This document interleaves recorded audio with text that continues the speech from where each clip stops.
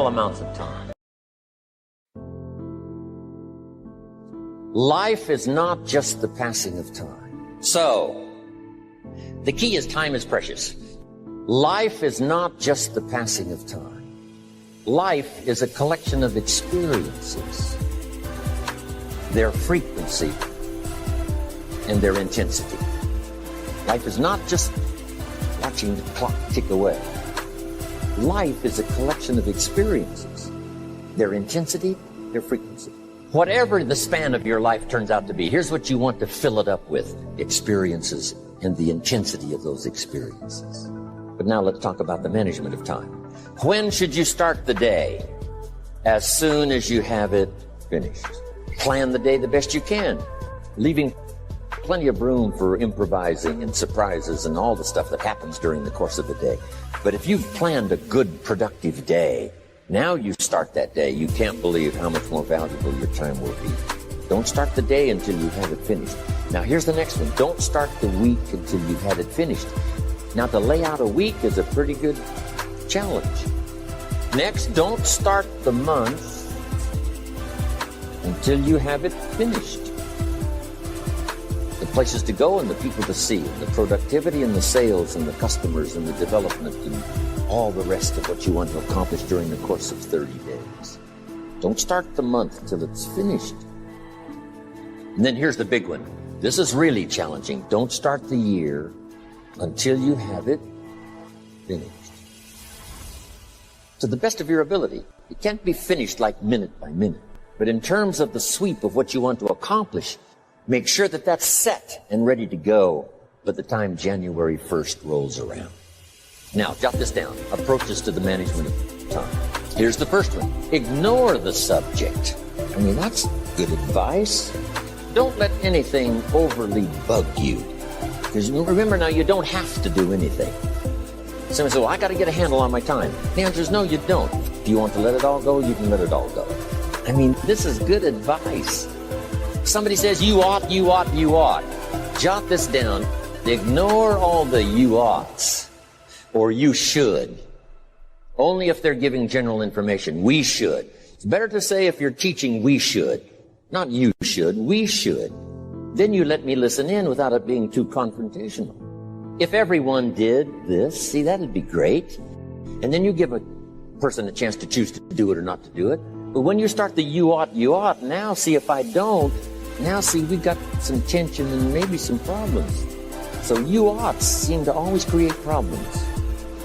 When you're talking to your kids, you say, no, if kids would do this, not always saying if you did this, life would be better. But if kids did this, life would be better. It's like making a little talk and letting them listen in. And then it's a little less confrontation. It gives us a choice. In one of my seminars, here's what I teach. All life forms strive to the max of its potential except human beings. How tall will a tree grow? As tall as it possibly can. You never heard of a tree growing half as high as it could. No, trees don't grow half. A tree drives its roots as deep as it can, reaches as high as it can, produces every leaf it can, every fruit it possibly can. To the max. Every life form strives to the max, except human beings. Now, why not human beings? Jot this down. You've been given the dignity of choice. You're not a robot. You don't have to repeat this year the same as last year. You can tear up last year's plan, develop a new plan. So, the dignity of being a human being. Now, here's the choice on being a human being. To be part of all we were meant to be, or to be all. To strive for all, or half, or part, or some. The choice is up to you. To develop one skill or 10 skills. Someone says, well, I'd be happy with just one more language. Well, some say, hey, I'm going to learn 6 or 7. And this is all a matter of choice. And when someone says, no, you ought to learn 4, you got to resist all that. Because this is personal dignity. And you don't want to destroy someone's dignity by doing all the oughts, and then they feel reluctant to do it. Now we've got problems. So if you want to, just ignore this subject of time management. Now here's the next one. Step down to something easier. The guy's in sales, and he says, oh, I want to own the company. Finally owns the company. Now he's got no time to play golf. He said, when I was in sales, I was making big money playing golf 3 days a week. Heck with this owning something. Heck with managing. My life was never my own after I started to manage. I'm going back to sales. See, this is the key. If you're getting too pressed, you might consider stepping down to something with a little easier time pressure. Next key to time management. And that's work longer and harder. But see, there's a limit to that.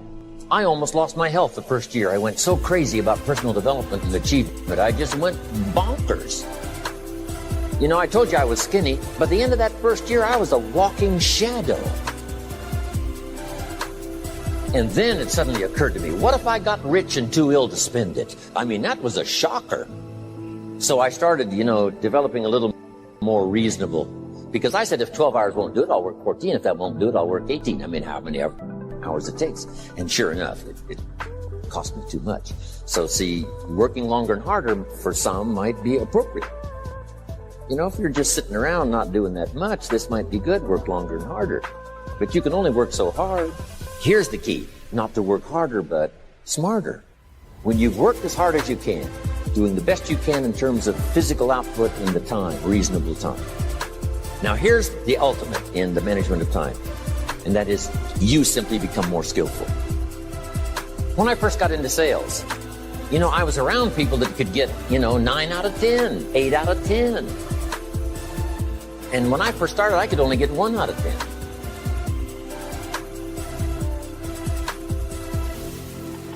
But here's what I did. I worked around the clock, so that I would make up in numbers what I lacked in skill.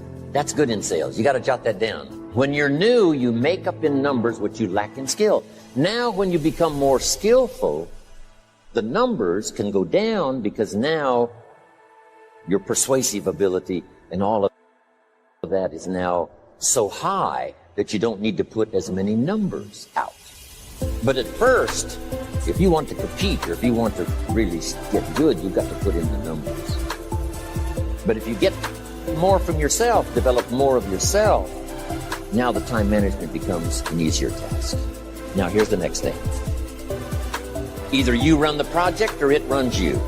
I found out when you start something that first you're in charge. All of a sudden, a year later, it's in charge. Some of the companies I started, I'm telling you, I'm in control. A couple of years later, I'm out of control. At first, I've got it on the run. 2 years later, it's got me on the run. Haven't got enough time. I'm dizzy with trying to get it all done. So here's part of the key, and that's to get in charge. Say, I'm going to take charge of my health. Take charge of your time. Take charge of your resources, which we're going to talk about next. You're the one that's responsible for it. It's not a requirement of society that you not have a heart attack to take care of your family. That's not a requirement of society, but you must make it a requirement of yourself. Society doesn't require that you build a financial wall around your family nothing can get through. That's not a requirement of society. It's a requirement you impose on yourself. To build a financial wall around your family nothing can get through. So impose on yourself this self-development of being in charge, taking charge of your life and your health and your future and your responsibilities and all of those. Next, reasonable time is enough time to achieve all of your goals. Just jot that down. Reasonable time is enough time. I had to learn that. Reasonable time is enough time. Here's why. It's not the hours you put in, it's what you put in the hours. If you start depositing greater ideas into the hours you've got later than now, I'm telling you, later you can't believe the productivity that will flow. The ideas you can't think of now, a year from now, they'll start to flow. And when you deposit those ideas in the hours you've got, productivity multiplies by 2, 3, 5, 2. Next, time management essential. We've already covered the first one, a written set of goals. And then do priorities on your goals. What's important this week? What's important this month? Here's the next one. Often review. Just go over your goals to make sure that your list is working for you. It's got you inspired. It's got you turned on. Somebody says, how come you're up so early? Say, if you were headed where I'm headed, you'd be up early. If you were going to meet who I'm going to meet, you'd be up early. If it was going to stack up for you like it's stacking up for me, you'd be getting it. Here's some more time management essentials. Learn to study what we call majors and minors. You pick up the phone. Here's what you must say when you pick up the phone. Is this a major conversation or a minor conversation? If it's minor, a few pleasantries and you're done. If it's major, maybe you've got to make a few notes. So here's the next one. Important conversations, make an agenda before you make the call. Just jot down a little agenda. It's so easy now to just talk out of your head. Did you ever hear a conversation end like this? Let's see, there was something else. See, you don't look that swift. I can't think of it right now. I'll call you back. See, you look a little incompetent. Let's see, there was something. It escapes me right now. Really? So have you got this now? Make an agenda before you make a call if it's an important call. Now later that saves you all kinds of stuff. So what's major, what's minor? Now here's the key on this. Don't major in minor things. If you take up major time to do minor things, I'm telling you, you'll be behind the curve constantly. Here's what we learn in sales training. What's major time and what's minor time? And if you took a look, if you're in sales and you took a look at a week, you'd say, my gosh, I'm spending 90% of my time on the minor stuff and so little time on the major stuff in the presence of. How many hours in the presence of in my day? How many hours in the presence of during my sales week? Because the time that really counts is in the presence of majors and minors. Here's another key time management essential. Don't mistake movement for achievement. It's easy to get faked out by being busy. Guy comes home at night all exhausted, falls in the chair and says, oh, I've been going. Here's the big question. Doing what? It's not the going. Some people are going, and they're doing figure eights. Progress is small. So don't mistake movement for achievement. Now here's a big one, concentration. I had to learn this. All those years ago, I'm in the shower trying to compose a letter. Found it turns out to be a strange letter. So here's what I learned to do. Save the work till you get to the office. Save the work till you get to the work. Don't try to get to the office on the way to work. On the way to work, enjoy the way. In the shower, enjoy the shower. Then go to work when you get to work. I found this to be helpful. Concentration. Here's another big one. Learn to say no. I'm telling you, in such a social society we have now, it's so easy to try to be a nice person, saying yes to everything. Find yourself overloaded. Now you got to call and make the, well, gosh, all the time it takes to back out of something that you said yes to too quickly. Here's what might be better. I don't think so, but if that changes, I'll call you. Little things you can use not to overcommit yourself. My friend Ron Reynolds says, don't let your mouth overload your back. It's a good one. Now here's a big one on time management. When you work, when you play, don't mix the two. Don't work at play. I used to take my family to the beach and I would bring my briefcase. I learned not to do that. Or at the beach I'm saying I should be at the office. Now my family's upset because I'm at the beach and I'm thinking office. Now when I'm at the office I'm thinking what? I gotta get my family to the beach. So things are not going too well at the office because I'm thinking beach, and things are not going too well at the beach because I'm thinking office. Here's what I learned to do. At the beach, be at the beach. At the office, be at the office. When you work. When you play. Don't mix the two. Don't work at play. Now here's one of the most important ones. Don't play at work. Work is too serious. But I'm telling you, you got to be serious about work because you're parting with a piece of your life with the work you do. Your work costs you a piece of your life. Here's what it's called. Serious business. Not grim, not unhappy, but serious. Here's another key phrase. All work is good. You may not like your job, but if it's the stepping stones to get you to where you want to go, you got to appreciate your job. You don't have to have a passion for your job. Here's the ultimate passion. A passion for incredible success in every department of my life. That's the passion. But don't look down on some menial job you have to do to finally get you to where you want to go. No job is menial. No job is every job is noble. Training life for pay, making a contribution to society. Next, analyze how you are. And if you have some weaknesses, if you can't doesn't seem like you can change, here's the key: get it covered. I used to keep promising myself I'd keep the books, keep the books, keep the books. Finally, I gave that up. And back then, it only took me an extra $50, $60 a month for some accountant to keep the books. I said, no, I'm going to save the $50. You can't believe what I started losing in productivity because I tried to save the $50.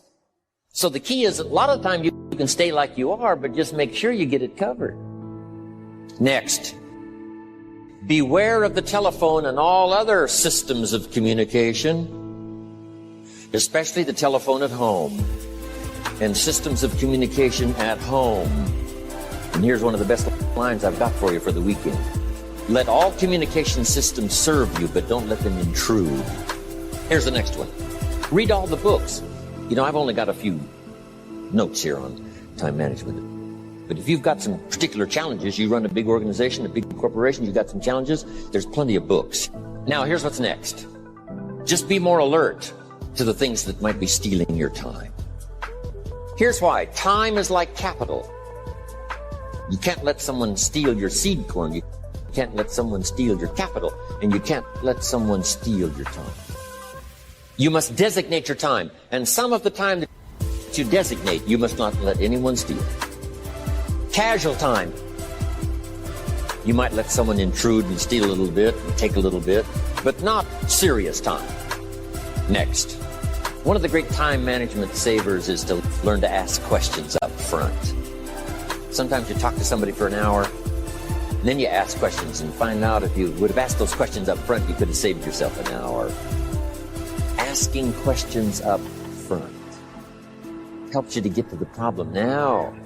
But if you just launch into some discourse, you might waste 30 minutes, waste an hour, when here's what you should have been talking about. After you finished an hour, you say, John, what's really the problem? He said, well, it's something personal. See, that's what you should have been talking about this whole hour. Now, here's the last one, thinking on paper, and that's to keep a journal. One of the things I'm known for around the world, have been now for 39, 40 years, is keeping a journal. Now, my journal is not it's not necessarily it's not like a diary. It might be part diary. You know, I'm flying over Ireland. I write down a few little things that impress me. Today I met this person. What an extraordinary event. Today conducted this seminar in Rome. 1,000 people stood up and sang. I've got a little bit of a diary in there. But here's what primarily your journal is for. Collecting good ideas. A journal is to collect good ideas on your health, good ideas for your business, good ideas for your future, good ideas for time management. Because I used to take notes on pieces of paper and torn off corners and backs of old envelopes and restaurant placemats. And I threw all this stuff in a drawer. It did not serve me well. I finally learned to get a bound copy, right? And just keep a journal. Right? If I was here, I had my journal, I'd be taking notes, right? These 2 days in my journal. Now, if you're caught without your journal, you just take the notes when you get back home, put those notes in your journal, throw the paper away. Because we don't usually go through paper to review. But see, my journals now make up a significant part of my own library. Here's what's next to leave behind, and that's your library. The books that changed your life, the books that changed your health, the books that rescued you from oblivion, the books that you passed on to other people. They were so exciting for you. The books that made you financially independent, the books that developed your leadership, the books that gave you wisdom to ponder when things were tough, the books that got you through the winter, the books that helped you to plant in the spring and harvest in the fall. What a treasure to leave behind. If you do that, here's what's for sure. Your books will be more valuable than your furniture.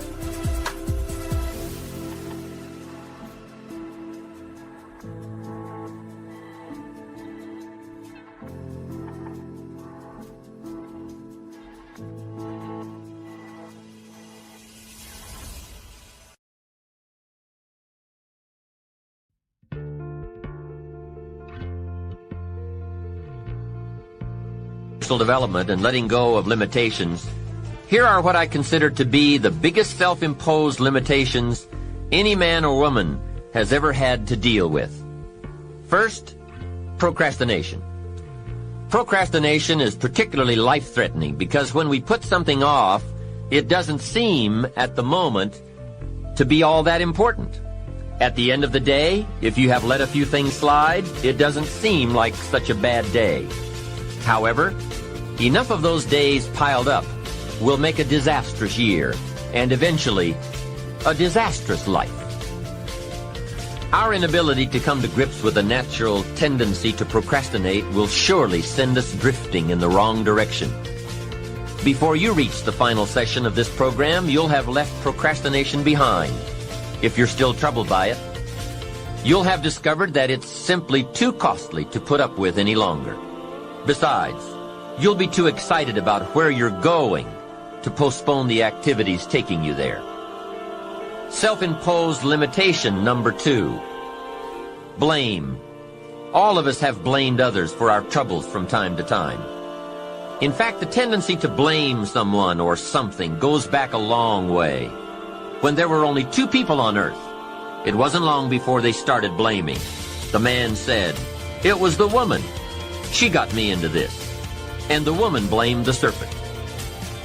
Blame seems to be one of those negative tendencies that just comes naturally. The ego striving to defend itself. Remember the list I came up with to explain why I wasn't doing well? One of the items that was high on my list was prices. I told Mr. Shope that my problem was everything costs too much. However, he soon set me straight on that by saying, "Mr. Rohn, that is not the problem. Let me tell you the real problem. You can't afford it." It's not it. If you keep dealing in its, you will always be broke, unhappy, and disillusioned because you will never have enough. Don't deal in its. Deal in you. When I finally learned to change my thinking from it to me, I changed my whole life. What a life-changing experience to finally meet someone who doesn't hesitate to put it on you or on your tendency to indulge in blame or procrastination. That is indeed a banner day when you meet someone who has learned how to skillfully and carefully attack the same problem that has kept you from doing very well, or kept you beneath your potential, or kept you off balance as to your own self-worth. It is so easy to mistake appearances for reality, to confuse the symptom with the real cause. Along with blame comes the third negative tendency we want to eliminate: excuses. Guess how many excuses we have? 1 million. And in the course of a lifetime, we will probably use them all, unless somebody finally comes along and blows all those excuses apart to make us come face to face with the real reasons for our current dilemma. Until that time, we will probably use another 1 million excuses to prevent ourselves from having $1 million. Here's one of the major questions I'll pose to you during this program. What are you going to do starting today that will make a difference in how your life works out? Good question, right? What are you going to do? See, if you don't do something starting today that will make a difference, guess what? It's going to be the same. And you can guess what the next 5 years are going to be like. Just look at the last 5. The next 5 years will be like the last 5 unless you, major key, make all the changes. Now here's another key question. What can you do starting today that will make a difference? That's a good question. What can you do? What can you do with economic chaos? What can you do with massive disappointment when it's all gone wrong? What can you do when it won't work, when you've run out of money?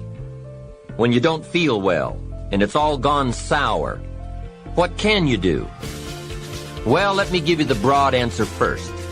Here's what you can do. You can do the most remarkable things, no matter what happens. Hey, people can do incredible things, unbelievable things. A man can do the most amazing things with the most impossible circumstances.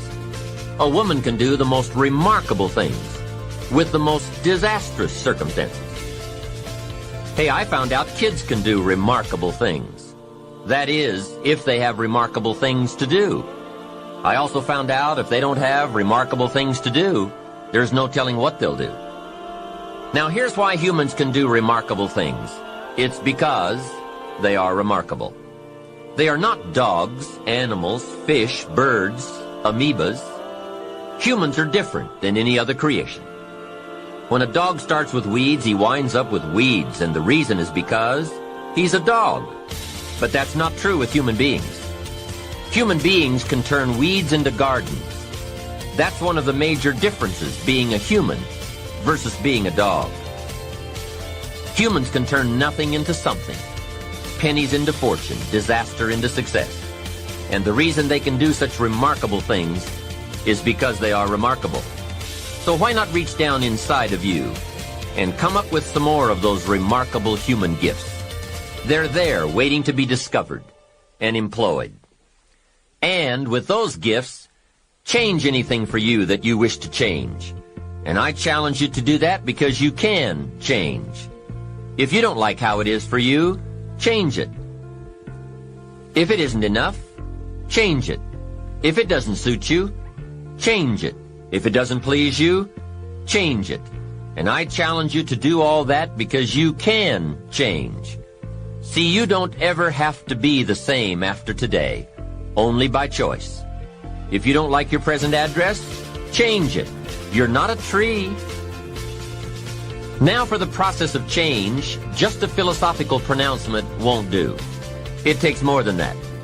And it takes more than enthusiasm. I know we are hearing a lot about enthusiasm these days. We're still hearing the old cliche of the 30s, to be enthusiastic, you must act enthusiastic. But see, that won't help. I'm sorry. Hey, after you have leaped about, there are some things you've got to do, or it isn't going to change for you. You can get all excited about lifting 200 pounds until you get to the gym. Then you need a new excitement. And the new excitement is discipline. Discipline, the major step to human progress. If there is one thing to get excited about, this is it. Get excited about your ability to make yourself do the necessary things to get a desired result. That's true excitement, not just optimistic panic. True excitement. Hey, what could you do starting today that would make a big difference in your life? Answer, no telling. What will some people do starting today? That's what's disappointing. It's not what we can do that's in question. What we can do is fantastic. What we can do is unbelievable. What we can do, it's what we settle for that's disappointing. Remember, the major question to ask on the job is not, what are you getting? The major question to ask is, what are you becoming? What we become is what leads to all the good things. And the habits we form, habits of mind, attitude, and behavior, are a dominant part of what we are becoming. Now, I understand as well as anyone that forming new habits doesn't come easy. But new habits will come when we change.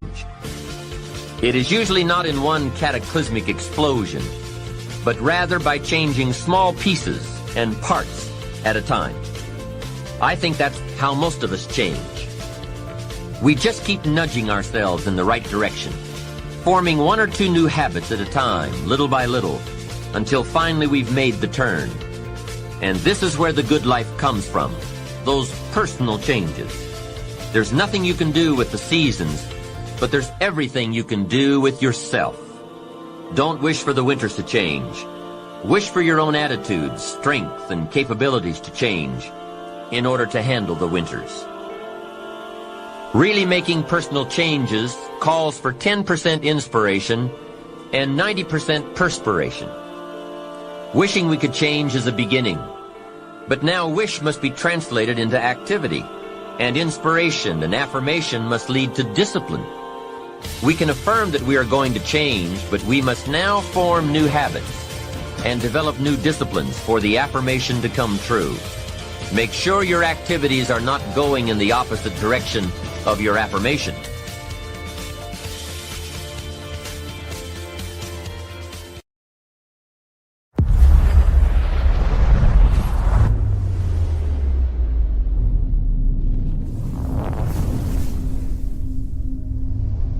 Let me take some time now and give you what I think are the 4 major lessons in life to learn, and the disappointments I've had. Come on. Everyone has disappointments. Disappointments are not special gifts reserved for the poor. Everybody has them. The question is, what are you going to do about it?